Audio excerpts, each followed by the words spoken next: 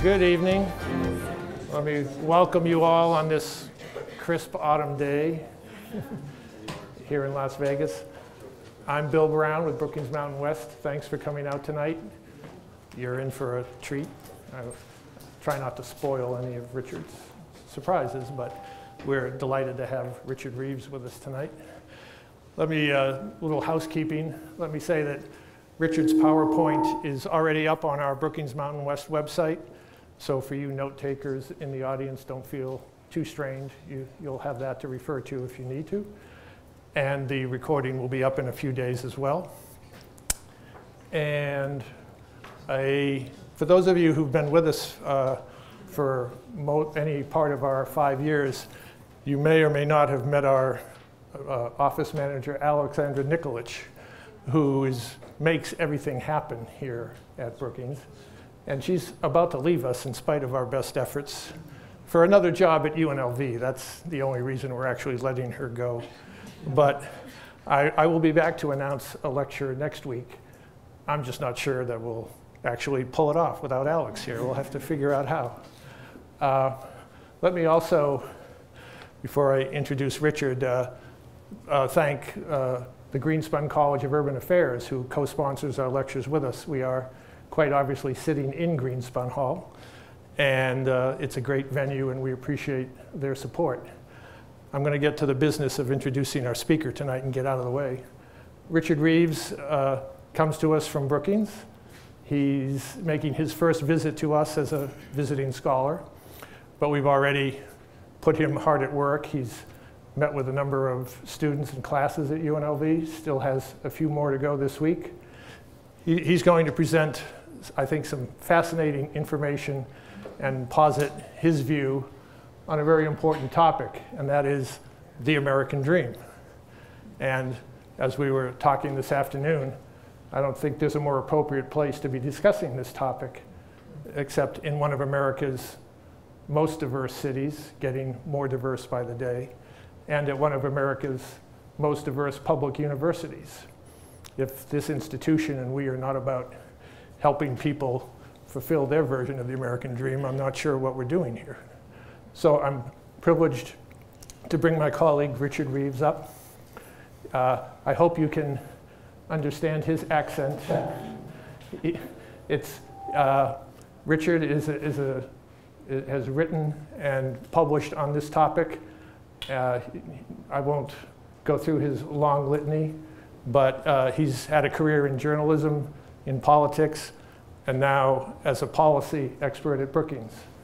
Richard? Thank you.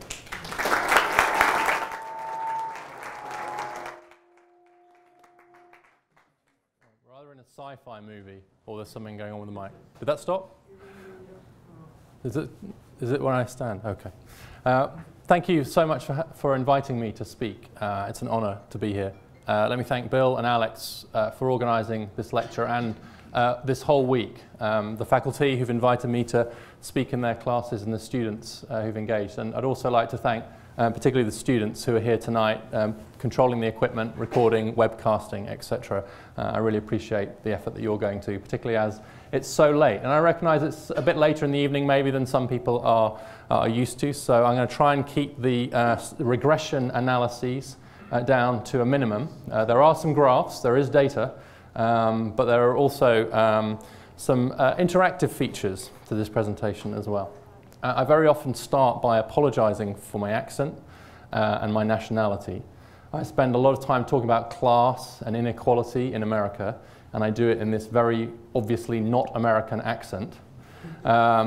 So I was going to apologize for that, and I'll for my usual defense, which is I love America. It's the second time I've lived here. I'm now a permanent resident. I've married an American. My children are American citizens, and I was born on the 4th of July. Okay, I'm not making that up. I was actually born on the 4th of July. So I consider myself American because of that. But then I thought I don't need to apologize because of the data that Bill just referred to, which is that there are fewer people in Vegas who are from Nevada than from overseas anyway. So actually, in this mountain melting pot, maybe this is the place where I don't need to apologize for the fact that I'm from overseas, whereas everywhere else I do. I'm going to talk about some subjects that greatly interest me and how they intersect, and in particular the issues of social mobility, intergenerational mobility, opportunity, and the American dream, and how that intersects with another interest of mine, which is in the development of character strengths and a kind of particular set of skills and the growing literature that there is around all of that. And I'm going to do that with help from Thomas Jefferson, Horatio Alger, John Stuart Mill, and also a pile of Lego bricks. So hopefully that will keep you going, and then we will have time for some questions as well. So this works great. So first of all, one of the things that occurs to me as I do my work here, and I work on, is kind of this phrase, the American dream. It's obviously used a great deal. It was popularized by Truslow Adams in the 1930s. It's in, I estimate, approximately 20% of every speech given by a politician in the United States. I can't verify that data, but let's just say it's 20%. Finding someone who's against the American dream is very difficult indeed. Everyone's in favor of it. The difficulty, I think, is in defining it. It's kind of what people mean by it, and people turn out to mean quite different things by it at different points or different political persuasions. Does it mean that everyone should share in rising prosperity? Which means that's a question of kind of the proceeds of growth, if you like. Is growth going, is it being spread widely? That's a kind of income inequality question. Is it about rising living standards? Is it just about making sure that everyone's getting better off over time to some degree, even if there are inequalities within them? Is it a strong middle class? Again, very hard to find a politician who's in favor of a weak middle class. Right? It's become a cliche to be in favor of a strong middle class, but what do we mean by that? And is that really what the American dream is? Is it that once you reach a certain point in the distribution, you have to buy a house, look after your kids, etc.? Is that really what the American dream is? Or is it the eradication of poverty? Is it that actually in a kind of advanced society, the wealthiest country in the history of the world, that we shouldn't be witnessing the kind of poverty that we're seeing? Is it just fair treatment? Is it just actually, these are the rules of the game, and as long as you kind of meet the rules of the game, that's what the American dream is. The American dream is about fair rules in a free market system. One of the things that strikes me as a kind of relative newcomer to the US is the kind of obsession with fairness, and particularly around sports, right? So the introduction of kind of video replays, first of all, means that every game, football game in particular, seems to take 8 hours, right? But it actually seems to be quite important. That actually, was that a touchdown or not, right? Whereas there was one tonight, I think it was a Redskins game or something. Anyway, and it's like catching the thing, the ball, that's it, the ball, catching the ball, and was his left heel down over that line before he was in control of the ball, right? 8 video replays from every different angle, 14 commentators, 15-minute delay. No one complains. No one thinks there's anything wrong with this. They just think, well, that's how it should. It was either a touchdown or it wasn't. We're going to apply the rules absolutely, right? And you see that in so many kinds of sporting events. That sense of, if you're going to win, you have to win according to fair rules is deeply, I think, in the American psyche. In Europe, if the ref says it was a touchdown, it was a touchdown, right? And they get it wrong half the time. And you really see it in the World Cup, right? In the Soccer World Cup. Well, the Americans are like, where's the video replay? Why aren't you? Clearly, it wasn't offside, right? Where's the replay? We don't have a replay, we just get on with the game. Whereas in America, of course, we couldn't do that. Is it about meritocracy? Is it about the sense that actually if you're meritorious, if you work hard, you're talented, you're bright, you're clever, you have a good idea, you just get very, very well rewarded for that? Is it about high rates of relative mobility? Is it actually about the fact that with each generation we just kind of resort society, right? That being born poor doesn't mean you stay poor, and being born at the top of the ladder doesn't mean you stay at the top of the ladder? Is it a fluid society with lots of movement? Which of these represents the American dream? And of course the answer is going to be a bit of all of them. The one I focus on in particular is the last of those, the issue of relative mobility. And I think I've got support from this guy, Horatio Alger. Right, so the Alger myth is kind of also part of the popular debate about this. You know, does the Alger myth exist or not? So this is from his most famous book, which was it's called Ragged Dick, Street Life of the Bootblacks, I think is a full title. And this is what Mr. Whitney says to the young Ragged Dick who goes on to become a gentleman as a result of the help, which is you can read it, but the kind of key point here is that just because you're born poor doesn't mean you can't advance, right? But look at what you have to do: save your money, buy books, and determine to be someone, right? So there's a whole series of hurdles that the Dick's going to have to clear in order to become the person he does become, which is a kind of successful merchant. Horatio Alger's books, although they were published in the 19th century, were the 5th best-selling books in American history in the year 2000, right? Better than Danielle Steele. Now you think what happened, right, in the 20th century to the population and to the number of books that were being sold, to still be the 5th best-selling author in American history in the year 2000 for a 19th century novelist was pretty good going. And it just shows you how big an impact he had. Of course, they were aimed at children. There was a kind of particular view of the world that was captured within his books. This is President Obama yesterday. He's signing something called the Declaration of the Promise Alliance. Behind him you can see Colin Powell, who is one of the, I think he's co-chair of the Promise Alliance.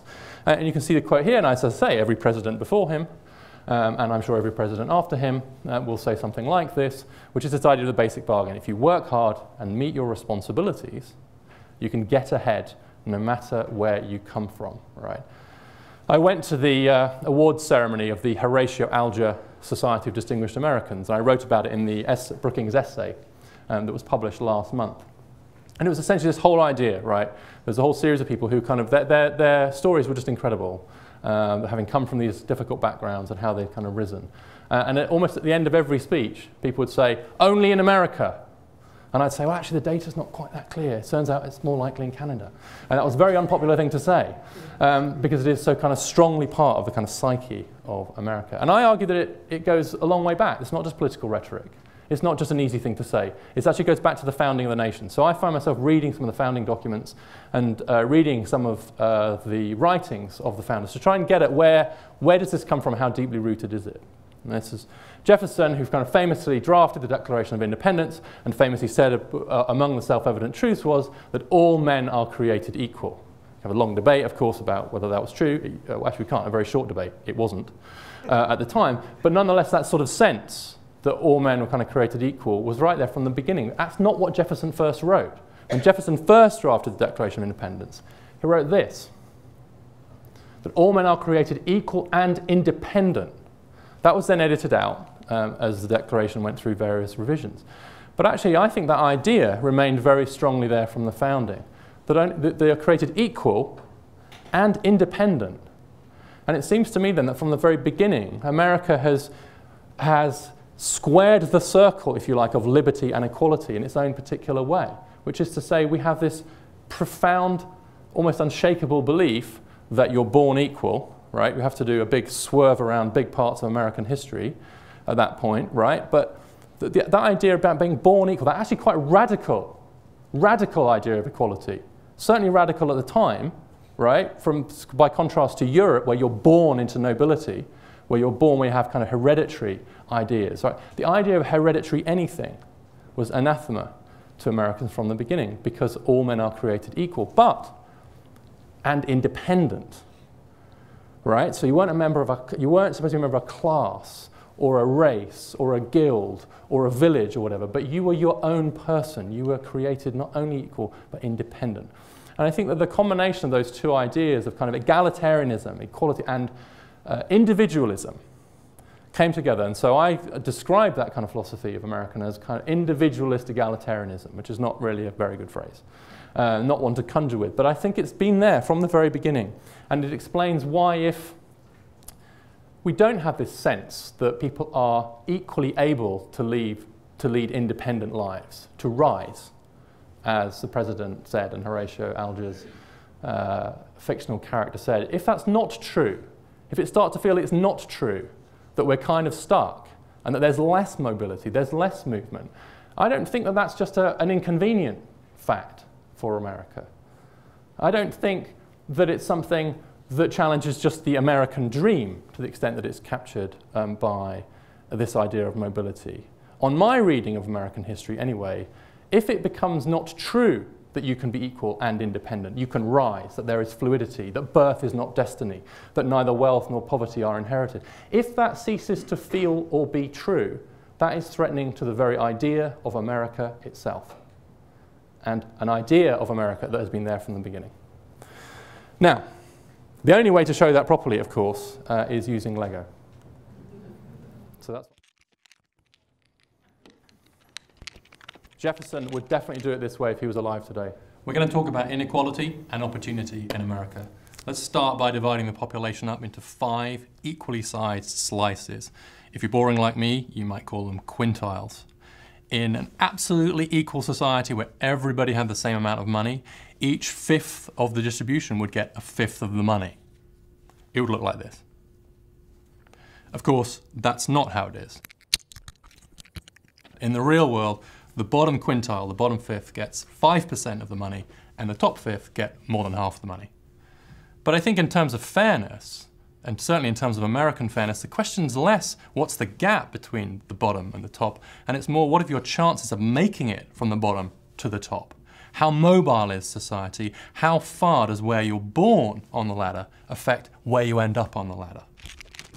So in a perfectly mobile society, an opportunity utopia, being born down here in the bottom quintile would have no effect on where you ended up. You'd be equally likely to make it to the top as to stay at the bottom. But now I want to show you what it's really like. Right now, for the people born at the bottom, more than 1 in 3 of them will remain stuck at the bottom, and just 1 in 10 are going to make it all the way up to the top. That's bad enough, but it's even worse for certain groups in the population. If you were born in the bottom quintile and you're a black American, you have a 50% chance of remaining stuck at the bottom, and just a 3% chance of making it Horatio Alger style all the way to the top. So this is the picture for black America. For white Americans, the picture looks close to that utopia with roughly the same chances of making it to the top of the distribution as of being stuck at the bottom.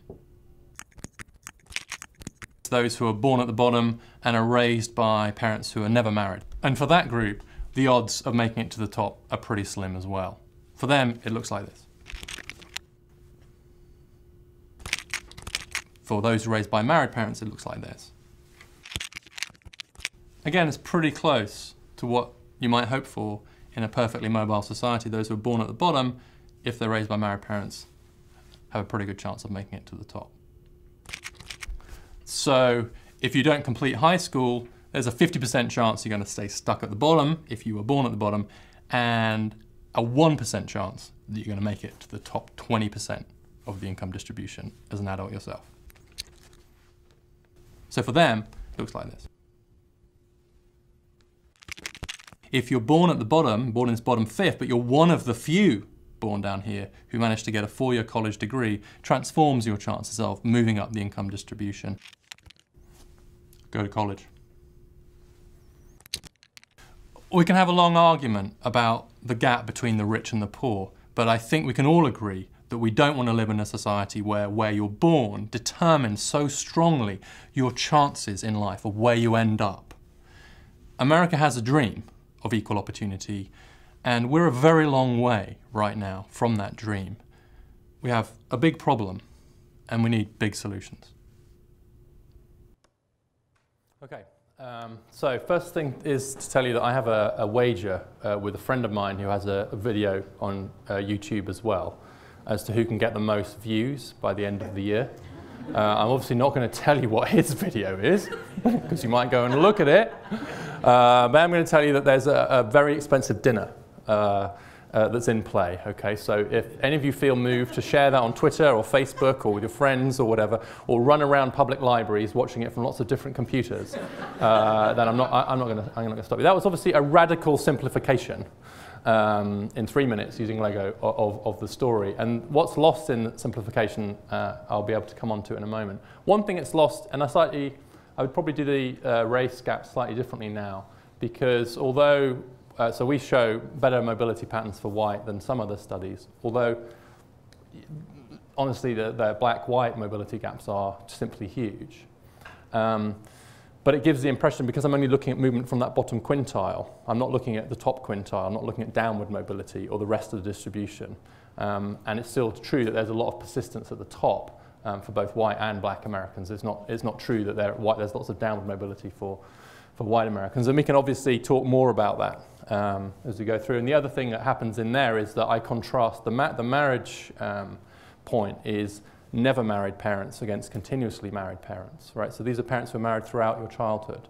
And it's true, and those patterns hold pretty strongly, that if you are born in that bottom 20% and your parents are continuously married, or your mother is continuously married, that's the data we have, throughout that time, then you do have very, very good upward mobility prospects. However, there are lots and lots of correlations between these things, right? That's just the raw data.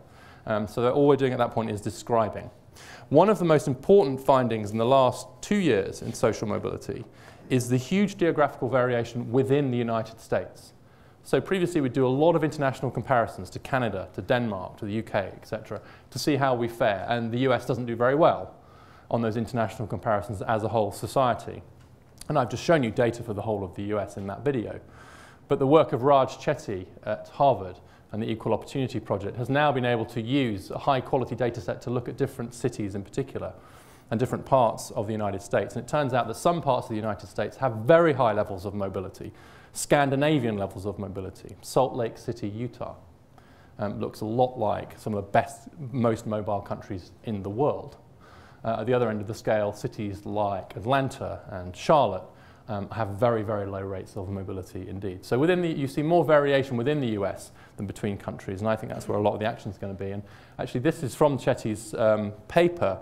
This is a list of the 50, they're not all on there, but the 50 largest metro areas in the US, ranked by their mobility. The rank here is for absolute upward mobility, but you can see it also shows you different measures of mobility across. And I kind of put that up because Vegas is number 31. So of the top 50 in terms of size, metro areas, that was size when they had the data. It ranked kind of 31. So somewhere in the middle, effectively. You can see that the better scoring ones are Salt Lake City, but then some of the Midwestern towns do pretty well. And then as you kind of move to the bottom, you're going to get a lot of states, cities from the south. That's where the kind of mobility rates tend to be lowest. So geographical variation is important. I want to talk a bit about college before moving on to talk about character. One of the most important messages from all this research is that skills matter.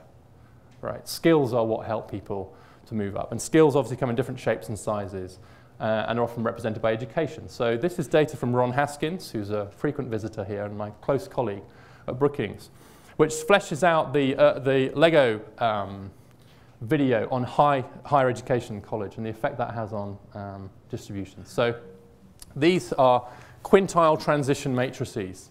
I know, and I promised not to have too much boring stuff.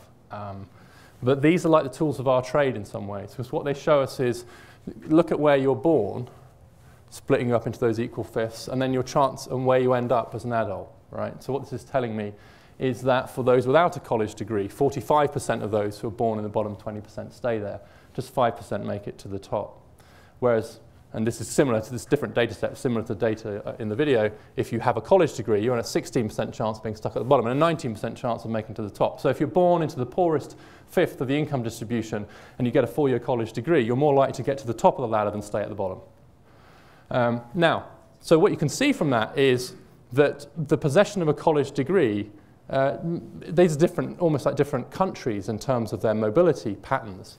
But you can also see that even allowing for that within each of those, so let's call it the two Americas, the college educated and the non-college educated, and I think that's not an unfair description in some ways now. You can see that there's still a lot of persistence. So let's look at these are now the non-college graduates. Look at the ones born at the top. 23% of them stay there. More of them stay there than fall to the bottom. So even though they don't have a college degree, just being born at the top is doing an awful lot to keep them up there. And then for those who are fortunate enough to be born at the top and who get a 4-year college degree, 54% of them will stay in the top 20% of the income distribution, whereas if this was being done in a perfectly mobile way, only 20% would, and just 2% fall to the bottom. So college hugely changes the mobility pattern, but let's not kid ourselves, there isn't huge persistence even within those two populations, because there is. Now, what this doesn't tell you is how many people in each of those groups is getting a college degree. It just tells me what their chances are of moving up or down if they're in there. It doesn't tell me anything about the kind of quantum, the size involved. And I'm just going to show some work from, this is from Susan Dynarski and Martha Bailey's work. And it's a slight, I apologize because education researchers use quartiles, not quintiles, right? I apologize, it's just annoying.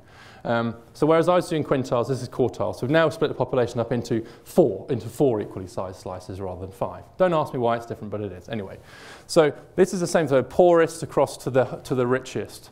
And then the 2 lines represent different birth cohorts. So these people here, this line are people who are born between 61 and 64.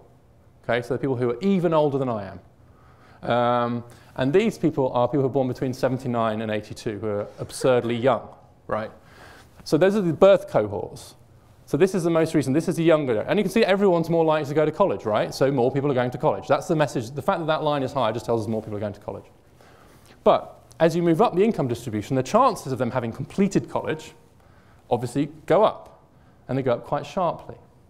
Now what I've done here is to say, imagine as if the pattern across the first 3 quartiles was just extended to the 4th. So if this line just kind of continued mathematically up to the 4th quartile, then those are the numbers we'd expect from the richest quartile to have completed a 4-year college degree. Okay? Is everyone with me? Am I losing anyone? Is anyone wanting to rush out to get a drink? Okay.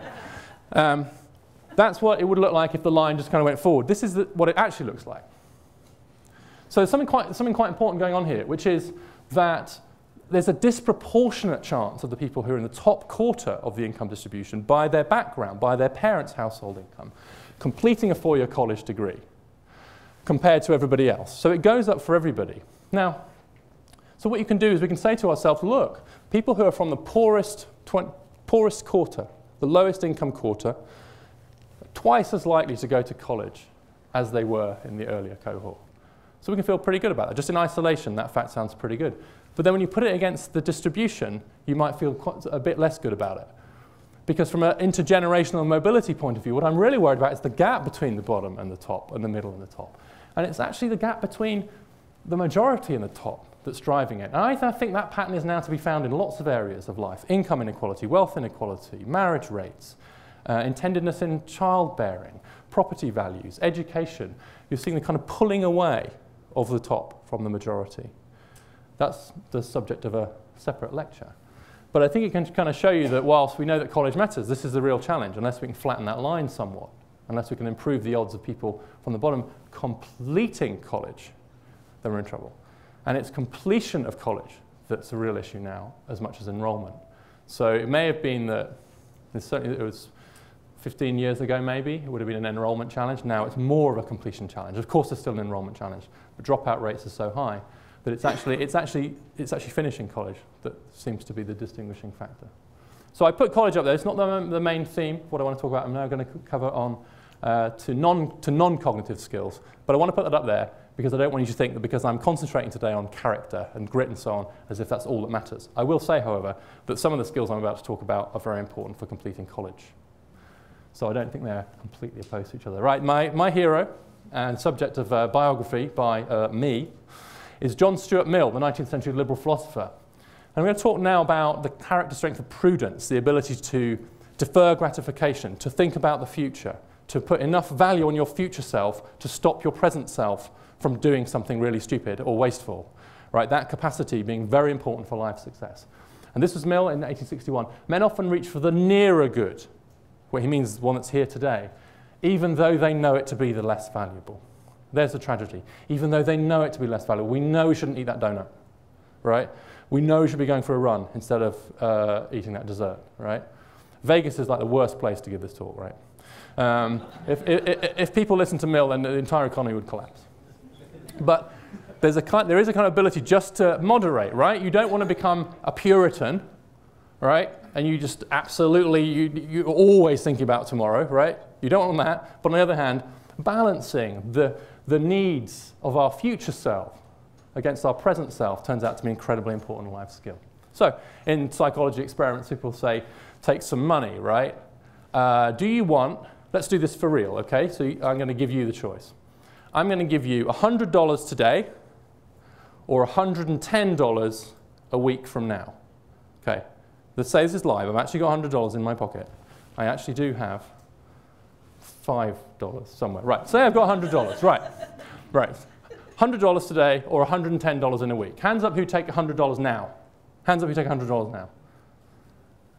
And is willing to admit it when you know where I'm going with this line of argument. Thank you. Thank you for your honesty. So would I. Who would take 110 in a week? Right.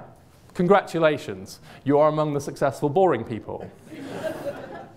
All right, different question. Would you take $100 in 4 weeks or $110 in 5 weeks?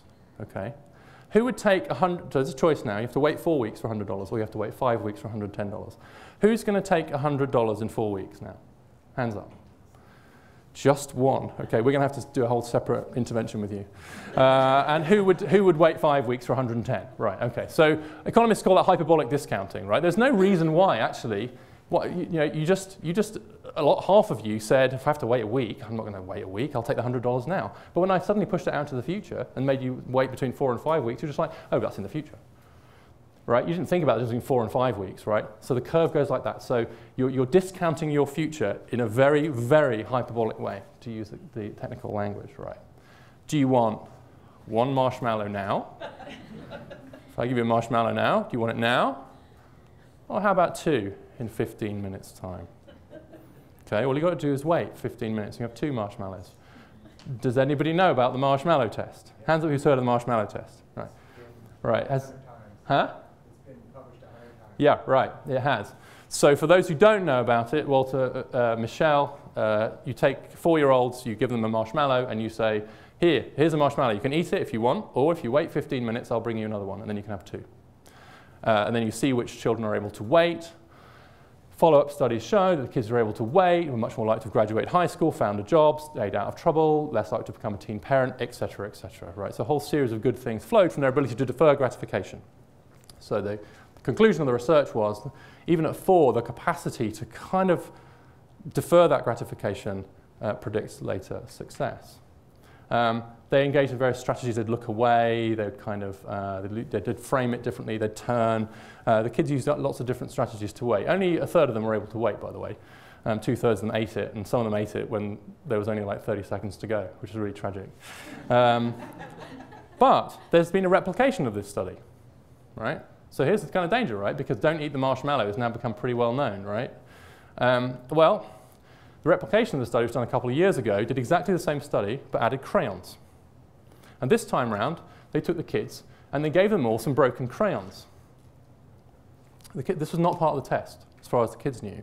This was just while they were killing time before doing the test. And they said to them, these are a bit broken, I'll bring you some better ones, I'll bring you some new ones. All right, bring you some new crayons. They gave half the kids new crayons, and they said to the other half of the kids, I'm really sorry we didn't have any new crayons. Yeah, these are all we've got. Then they ran the marshmallow test. And those results blew the previous results out of the water.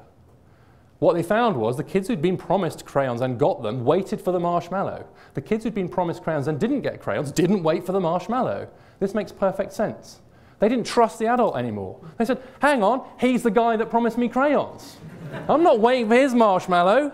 15 minutes, he's gone. I better eat this, right? Now, so I think that's actually, it was a small study, as was the original, but I think that's quite important. Because there's a danger that the original study gets interpreted as some people just have the character strength of, they're born with it, right? The ability to resist the marshmallow, right? And then they do well. Well, no. First of all, there's a whole series of skills you can acquire that help you to resist the marshmallow. Second of all, one of the reasons why you do resist temptation in the short term is because of a reliable payoff in the long run. It has to feel likely to you as if there will be a reliable payoff, right? It has to be worth it to you. Right? If you know you've only got a year to live, you're going to eat the donut, right? The only reason you don't eat the donut is because you think, oh, well, I might live and I better look after myself. And so, whilst it's certainly true that the development of these character strengths will help people to seize opportunities, it is also the case that the presence of real opportunity is an incentive for developing those character strengths. There is simply no point developing the skill of deferring gratification unless it feels as if it is worth it. Why finish a college degree unless you feel as if a college degree is valuable to you, as if it's going to make for a better career, higher earnings, better life, etc. If you start to doubt the future promise. And that's why we have to be very careful when you turn to particularly people in low income situations. and assume that they're being irrational in the choices that they're making, because actually, given the circumstances they're in, they may well be acting relatively rationally, because their life chances are not that great in the first place. So character builds opportunity, but opportunity builds character. This is from Jim Heckman, is essentially the economist who's changed the subject around character studies. And this is from a very famous study, a Perry preschool. This is a kind of very high quality flagship preschool program. Some of you will know it, I know Ramona will. And what it found was that people who went through this Perry preschool program did much better in life. They ended up with higher earnings, they were more likely to be in stable relationships, they're more likely to have graduated college, etc. But it wasn't because the kids were smarter, at least in terms of measured IQ. What you're seeing here is the kids that went through Perry, which is the top line, and the kids that didn't go through Perry, and they were randomly assigned. So this is a random assignment, right? And what you find is, look at the impact at the different ages on their IQ. So when they first go in, they just suddenly, these kids become like superheroes in terms of their brains overnight. And then over time, it kind of wears off, and by the time they hit age 10, the gap's closed. So the kids who went through Perry were no smarter, at least measuring this, using this measure of IQ, than the kids who didn't go through Perry. So their future success was not explained by their smarts in that sense. They hadn't got smarter, right? You saw that jump, but then it leveled off. Why did they do better? This has not come out very well, I apologize. Well, there's this whole separate series of measures, but the main one has, which is there was a measure of academic motivation in the study. It was teacher reports, subject to various biases. But what they did see is that in the group that went through Perry, huge increase in their motivation and their ability to stay on task and finish their work. So they weren't smarter, but they were finishing their work. They were sticking with it. And that stick-with-it-ness seems to be the thing that predicted their later success. Because very often completing an educational task requires as much stick-with-it-ness or grit or persistence or ability to defer gratification as it does smarts, okay? So getting through college and getting good grades in college, as most of you will know, is not only about being super smart up here, it's about cracking the books when all your friends are heading out to party. That is a very difficult thing to do, and the ability to do it turns out to be very important. There is, in one of the longitudinal studies that we use, the NLSY, something called the coding speed test. This was introduced as a kind of measure of administrative ability. And this is it. This is an example of how the test works. So what they did was they gave a series of words, and then with a kind of number that goes with it. And then there's a whole series of questions which said you had to match them up, right? So if those things are there, you've probably all been able to answer this by now, right? And are wondering what the trick is. There's no trick. Right? So if house is 4232, then house is 432, right?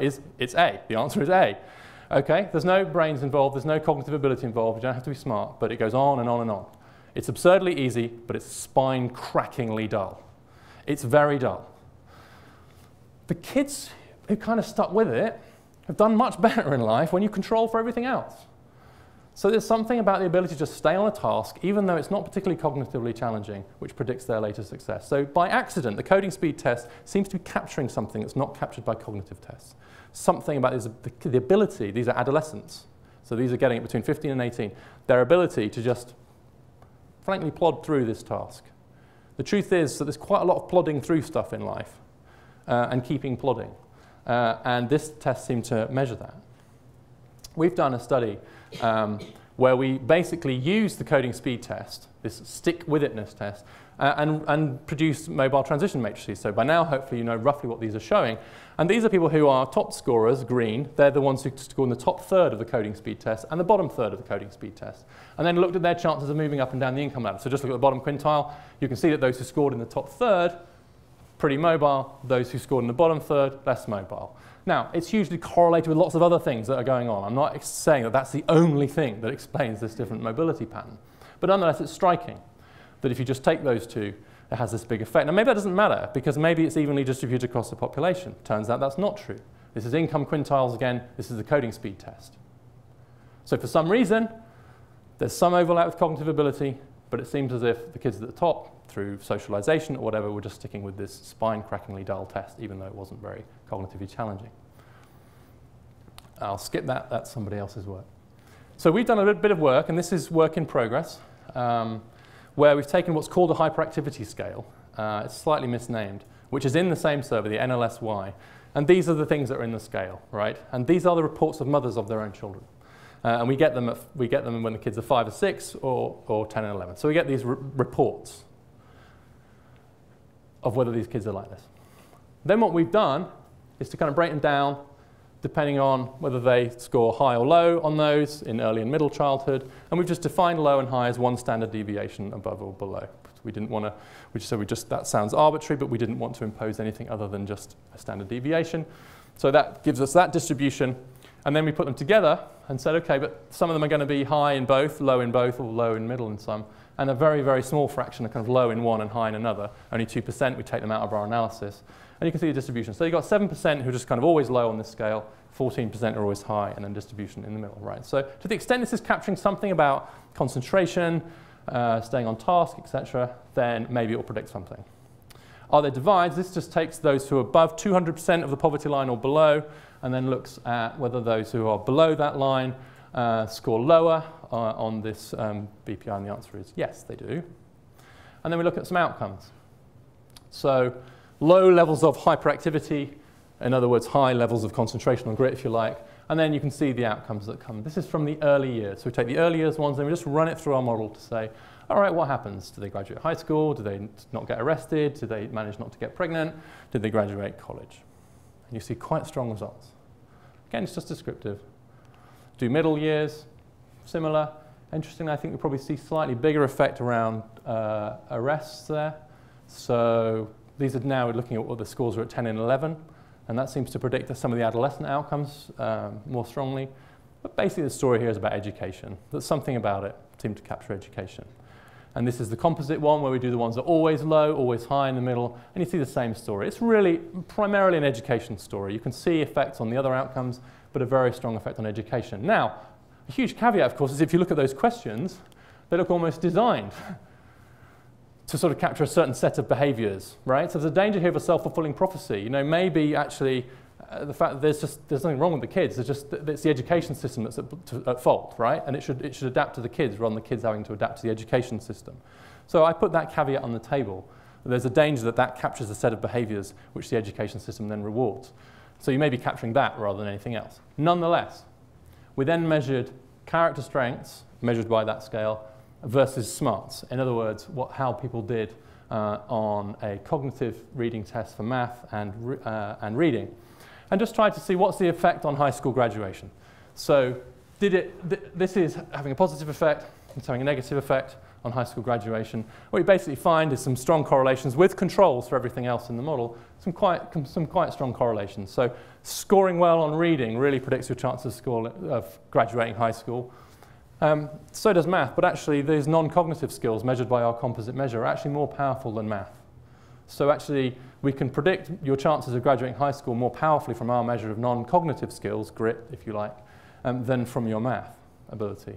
And on the other side of it, if you're low on non-cognitive skills, that has about the same effect as being low on reading skills. There was no significant result for math. So it looks as if certainly high school graduation, which I know is an issue here, that you need to look at that through the lens of non-cognitive as well as cognitive skills. Here are my final thoughts, some of which I've covered already. The American dream is based on, I think, this idea of meritocratic movement, the circulation of elites, the idea that we don't inherit our status, we don't inherit our rung on the income ladder. I'd call that individualist egalitarianism, that we're born equal but responsible. On my reading, the US is falling short of that dream. Relative mobility rates aren't high enough, if that's the idea. Among the skills that are necessary are character strengths as well as smarts. And so equal opportunity policy, if we're serious about equality, needs to take those skills into account, as well as the cognitive ones as well, and think about how those skills are developed. And then really my honestly final thought. Does this ideal of individualist egalitarianism that underpins the idea of equal opportunity rely not only on book smarts, but also on character strengths? Or to put it more succinctly, does the American dream require at least a certain dose of the frontier spirit? Thank you for your attention. Now. Thank you, Richard. We have time for questions. Always my favorite part of the evening. Let me get out of the spotlight here. Who wants to start? I saw a lot of people nodding or raising. In front here, sir? Yeah, I guess very, very interesting. And I noticed you did have a little bit of a category as to different time sequences. But of course, we always hear, well, Eisenhower 0 is the perfect middle class age, you know, the 50s.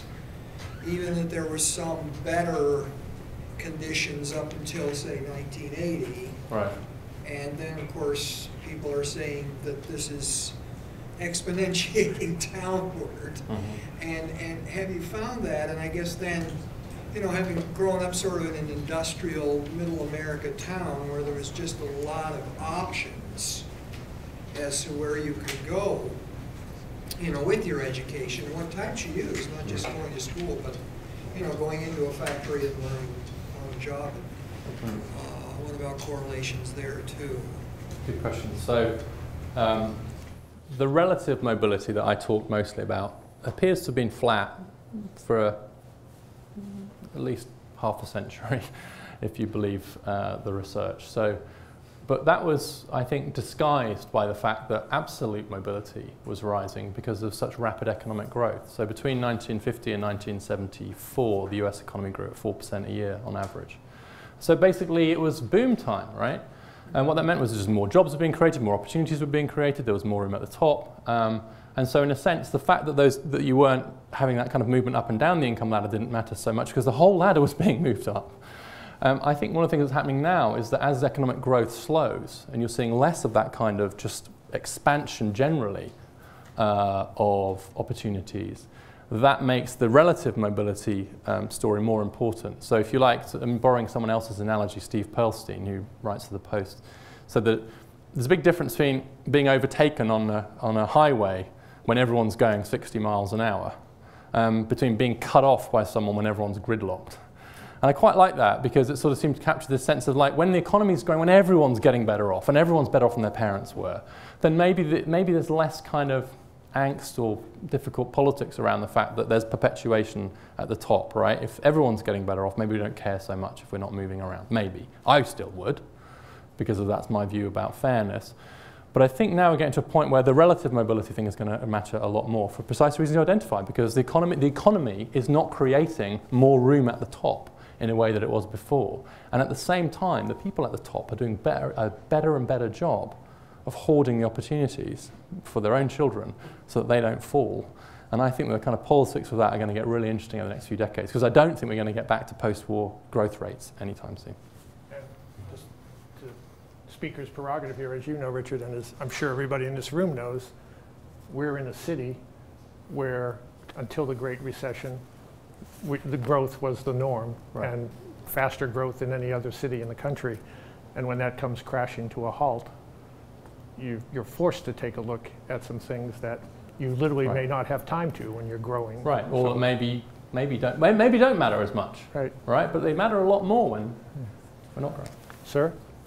One of your charts showed the relative mobility in various cities. Mm-hmm. What about areas that are non-city areas in the Middle West or even Pennsylvania, whatever, that are non-cities? So from my memory of the research, they're mostly kind of somewhere in the middle. Most of the action at the extremes is in the cities, so the really low mobility areas were some of the big southern metros, and the higher mobility areas tended to be some of the northern metros or places like Salt Lake City. So the rural areas didn't explain much of the difference. And actually, in terms of commuting zones, I can't remember what the number is now, but the overwhelming majority of the US population live in those metro areas anyway. So in terms of explaining the overall picture. So the rural areas were neither kind of outliers at the top or the bottom. The action's in the cities. Here? I was just going to actually reveal my cards before I ask the question. But my brother and I, we had the same amount of education. I would say that we have about equal grit and perseverance and determination. He chose a path or a profession that he makes 10 times more than I do. Mm-hmm. I work in the arts. I'm in the College of Fine Arts. I wouldn't trade places with him in a second. I mean, the part of the assumption that I see is that income is really the sole indicator of the good life, right? I mean, there's other things that factor into having a rich, meaningful life that we may be overlooking. Okay. So Carol Graham, who also comes out here a lot, does a lot of work on this at Brookings. But I'll give you a kind answer, and then I'll give you a really sharp answer. Okay, how about that? Right.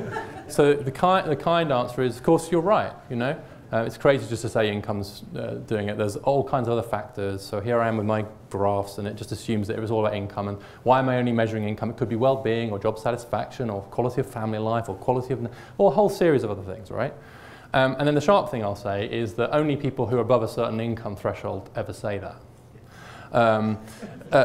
You know, you're right, but there's a danger that tends to be something that kind of people who are doing okay, right? So you say you're working out, so I've got no idea what your income is, and I've got a graph in my essay where I can put you on the percentile distribution. But people are always shocked to know how high up the income distribution they are. Well, what's your income? Right, so just if you look at the graph, you'll do it, right? But roughly, according to the Chetty data, the household income required to get you into that top quintile is just over $100,000 a year. Okay, so we all look at the people around us, our own family members, our own kind of communities, and we benchmark ourselves against them, right? It's one of the reasons why more money doesn't make people happier, because they just compare themselves to other people who are their neighbours.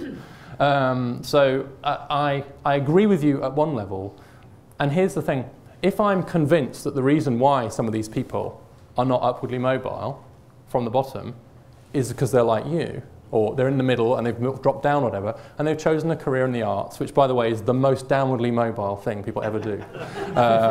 So nursing, most upwardly mobile thing to do. A career in the arts or museums, the most downwardly mobile thing to do. I have to ask where public policy experts. I don't know, but probably down.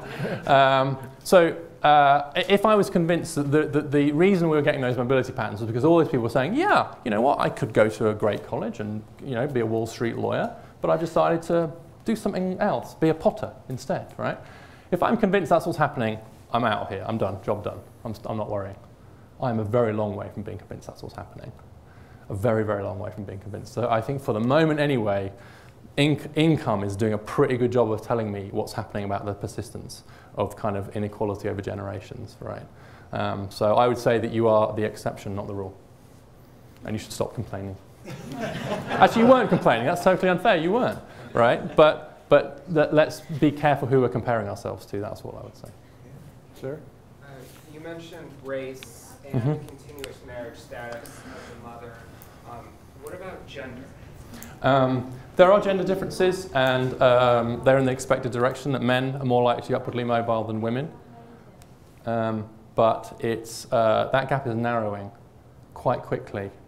And I expect that as more data comes in, it will narrow further because of the rapid entry of women into college in particular, and what's happening to that. So there is a gender gap.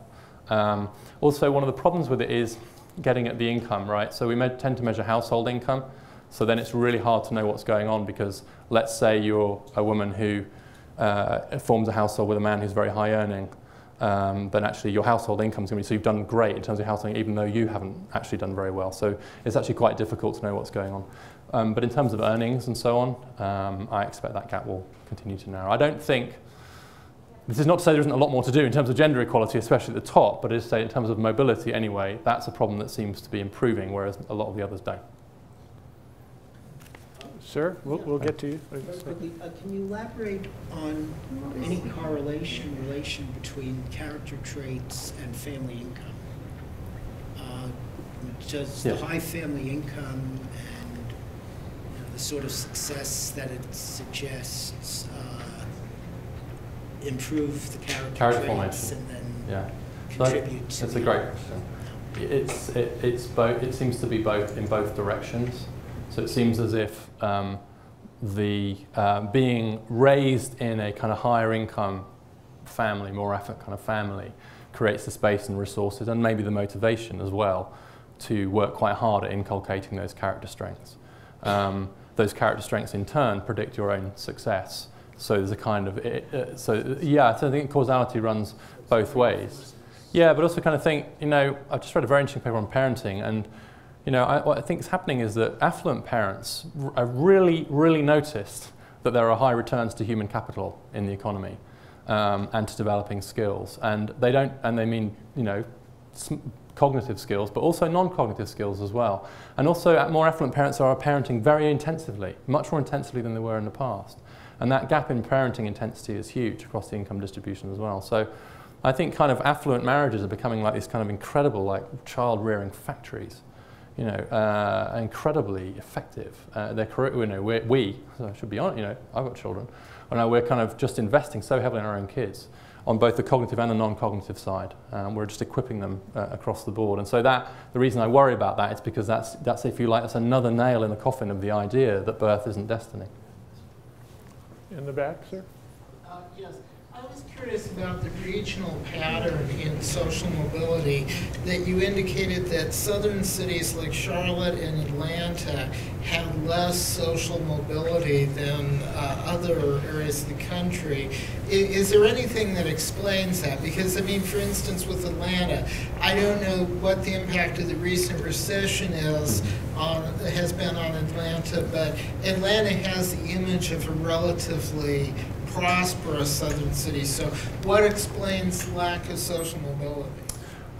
It's a great question, and I would, if you're interested in that, I'd point you not only at the Chetty work, but the New York Times did a wonderful interactive map where you can kind of click on and see just across the whole of the US what the mobility rates are in different places. So I'll give you a very quick answer, but then I suggest you go there.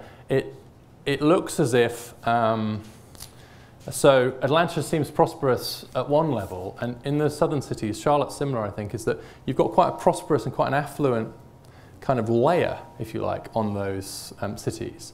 But you've got a very poor and intergenerationally poor group kind of below them.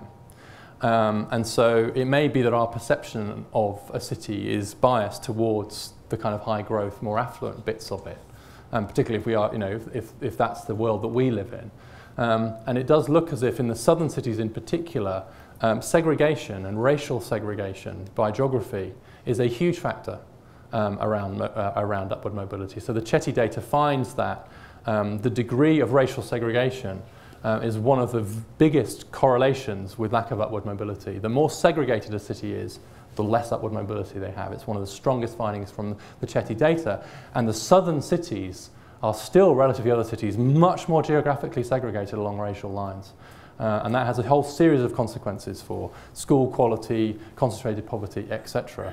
So kind of policies to kind of do much better in terms of racial mix seem to be good for mobility as well. So there's lots else going on, but that's the big finding. Southern cities are racially segregated, and that seems to hamper upward mobility. I'll ask a question. Sir? Yes. Regarding your social mobility and some regional issues, do you think it's possible to link some kind of social mobility and the geographic mobility of parents' generation and or the young adult generation? So for instance, one control group will be those who never left their hometown versus those who moved to the other part of the country. How the social mobility has been impacted by those geographic mobility. Right. You mean within the United States? Mobility, geographical mobility within the United States. You're not talking about immigration. Okay. So there is going to be some more work on that out of the Chetty project, which looks at when people move, is it where the kids were for most of their childhood that predicts their mobility, or where they ended up? And I don't know the answer to that question yet, and I'm kind of waiting for their results. But it looks as if there's a big impact from where the kids were raised. So if you spent most of your childhood in one area, that seems to have a big effect on where you end up. The great difficulty, of course, is the parents who move are a self-selected sample, right? They're not representative. The people who up sticks and go to get another opportunity are a very different kind of parent, probably, to the parents who just shrug their shoulders and say, well, there's nothing to be done. And controlling for that difference is incredibly difficult. I will say, though, that one of the things that drove social mobility, arguably up until maybe the 60s, certainly up until the beginning of the early bit of the 20th century, was geographical mobility, right? So the US was just like, everyone was moving everywhere all the time. So that kind of sense of constant geographical movement actually allowed for more upward mobility, because you just go to where the jobs were and opportunity. But geographical mobility within the states has really dropped in the last 10 to 20 years, so particularly interstate mobility. Now, not true here. I've looked at the data for here. There's a lot here, but generally across the US, people are not moving geographically anything like as much as they did in the past. And I think that's having a depressing effect on social mobility as well. And that might be for good reasons, because they like where they live, right? It's a great, lovely community, or the parents are there, or whatever. Could be for good reasons in that you've got 2 careers now. So you can't, if you've got both, if both of you are working, you can't just up sticks so easily maybe and go. It may be that people are less willing to pull their kids out of school and just go somewhere else because they're so invested in their kids' education. We don't know. But we do know that geographical mobility rates have come down a lot, and I suspect that's having a knock-on effect on social mobility. Just one. Sure. Well, I'm okay. The direction of causality between social mobility and geographical mobility, what do you expect? Which between geographical mobility and social mobility? It can be interpreted in both ways, right? You can interpret it both ways, that's right. I do think that one of the other factors hindering social mobility is that if a property market where the jobs are gets so overheated, it means that people who would like to go there to get a job can't afford to go there. And so that has knock-on effects as well. And so kind of thinking about land use and kind of affordable housing becomes a huge issue too. And as housing, obviously there was the crash, but before the crash, the overheating of lots of property markets was a very big hindrance to people being able to move into the areas where the opportunity was. In order to seize the opportunity, you have to be able to live there. That has big effects too, because if you come from an affluent family, they'll probably help you find somewhere to live, whereas if you come from a low-income family, they ain't going to help you buy an apartment in New York, right? That takes money. And so there's a danger there that's another factor in this intergenerational transmission. Right. I'm happy for time. I'm all right for time if people want to. Sir, and then you, man. Yeah. Richard, I wonder if you would comment on, does the American dream require a certain dose of the frontier spirit in the context of a couple of observations I've seen in my profession working in the high net worth, ultra high net worth space, where family A can afford to throw tutors and personal coaches, et cetera, at children to ensure that they do what they need to do in time for, getting things done and getting college applications out, et cetera, versus a kid who does not have, or a family that does not have those resources. So is the answer to that question that a certain dose of frontier spirit is required from sort of one socioeconomic side of the strata versus the other? Well, I certainly think that to the extent that getting skills is helpful for being upwardly mobile, they will be more valuable to those who are at the bottom, because they're the ones who obviously are the ones who want to be being more upwardly mobile. So if the question is it even more important in a sense to develop those skills, both cognitive and non-cognitive, for those from disadvantaged backgrounds, my answer would be yes. But I'd also say that I think more affluent parents are working on those skills with their kids as well. They are actually working pretty hard. All the evidence is that kind of like, the application of consistent rules and discipline, and control, etc., is part of, being a kind of engaged parent. So I think that to the extent that those skills will predict their kids' life chances, you can bet that that's what affluent parents are doing as well. They're not just getting their kids smart, they're also trying to teach them to learn to defer gratification, stick with the task, moderate their own emotions, etc. Those are skills that. So there's a danger that the people who, in a sense, is true of like the college education thing. Almost, there's a maldistribution of those resources. Yes, ma'am. I'm not sure if it's relevant to these studies that you're talking about, but if you look at the women's movement, it seems that the women just suddenly stood up and said, we're doing this.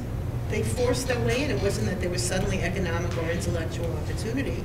They demanded it. Right. What suddenly allowed them to do that? Well, you're outside my area of expertise. But I would say that this founding ideal of equality, which of course was not extended to women at the founding, and it certainly wasn't extended to black Americans for a very long time. But nonetheless, I think once you're saying this is a question of natural equality, there is no reason why we should deny a woman the chance to do the same thing as a kind of man, right? I think once a social or an economic question gets framed in that kind of sense of being born equal, regardless of gender, race, etc., then the debate changes. And my completely unempirical theory about same-sex marriage is that really started motoring when it became branded as equal marriage. Right? There's an interesting debate about the framing of this, right? Are you in favor of gay marriage, which is what the opponents would keep saying, or are you in favor of equal marriage? So is this equal marriage? It's very difficult to oppose, actually, because then you're sort of saying, are we going to deny that person the right to marry just because their sexuality is that? And I think the same thing happened with feminism. I think it's just there's a certain point where it just feels morally wrong to deny a certain group of people the same rights as another group of people. Yeah, I just meant that it came from the indigenous population, not from the society allowing them. They forced their way in, and now the gays are forcing their way in to the equality. Right. We're going to stick around for a few minutes if This lady has been dying to get in for a very long time, so I'm conscious of time, but I'm also aware We're that sitting in the front row, absolutely. I'm sure the lights probably. The thing that really caught my eye was the crayon test, and this lecture was very descriptive rather than prescriptive, but do you think at some point this study is going to ask questions of, obviously there's trust issues, but how to not equalize that, but lower that barrier in order to raise a certain demographic up. And besides throwing money at a situation in terms of, well, the solution is X amount of dollars, what else do you think might help in raising the trust of,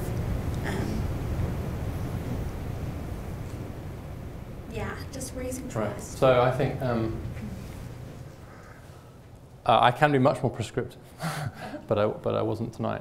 So I think there are policies that we can engage in, but I think you're asking a deeper question, which is, do the young people that we're most worried about, i.e. the ones who are in those bottom quintiles, right, do they trust that there are opportunities available to them if they seek them out? Do they trust society? Do they believe in the American dream? Do they trust that if they do the right thing, the good things will follow for them? And I think the answer is, for too many, the answer is no. And for too many, they're not wrong in some cases to think that. And so and this is where I think the whole debate about personal responsibility is really, really quite important to get right. So I think that we have a collective responsibility to give people something to trust in.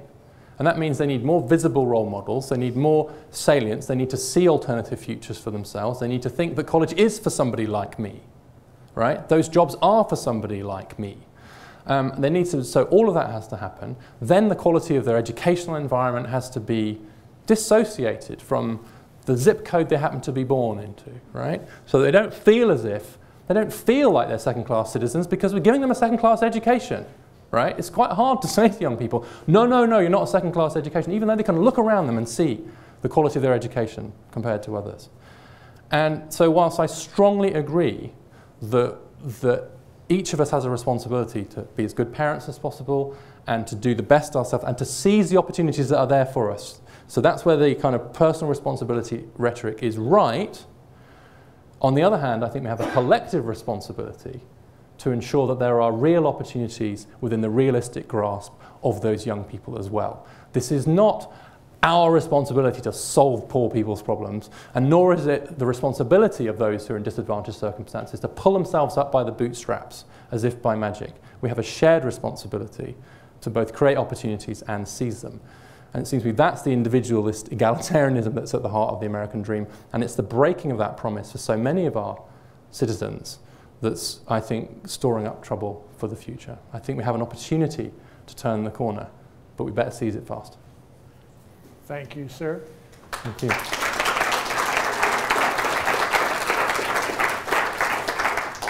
Thank all of you for coming out tonight, your patience and your great questions. I told Richard this would be a test for him, and it was. I think he passed his own test here.